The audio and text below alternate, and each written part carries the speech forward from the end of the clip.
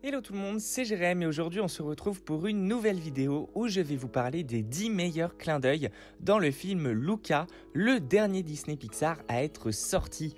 Si le concept de vidéo clins d'œil et easter eggs te plaît toujours, n'hésite pas à me le dire en commentaire et à t'abonner. Numéro 10. En début de film, lorsque l'on fait connaissance avec le milieu aquatique où vit Luca, ce plan sur ce trou fait grandement penser au trou où sont cachés les œufs des parents de Nemo dans le film du même nom. Numéro 9.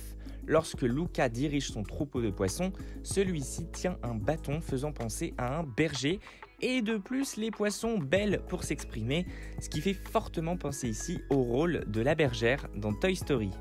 Numéro 8.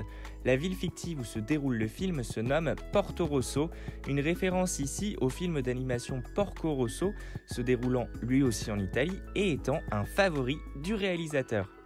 Numéro 7. Lorsque l'on fait connaissance avec Ercole et ses acolytes, l'un des deux se nomme Guido, nom italien certes, mais aussi une référence au personnage présent dans la saga Cars. Numéro 6. Le père de Giulia ressemble fortement au personnage du père dans le court-métrage La Luna. Et ce n'est pas un hasard puisqu'il s'agit du même réalisateur entre ce dernier et Luca. Numéro 5.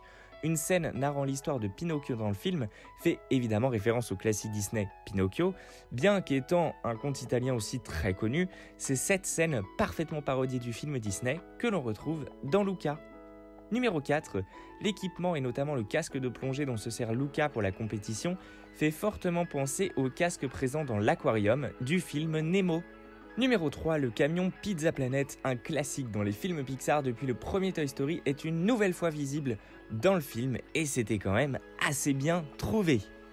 Numéro 2, c'est lorsque l'on rentre dans la chambre de Giulia que l'on peut apercevoir une peluche de canard en bas à gauche de l'écran et pas n'importe quelle peluche puisqu'il s'agit nul autre de Donald.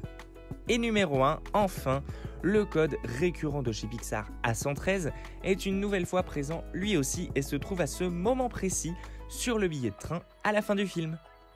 Donc voilà, c'est tout pour cette vidéo, j'espère qu'elle vous a plu, je vous invite fortement à voir Luca car c'est un très bon Pixar, vraiment, avec de beaux messages et qui est très touchant.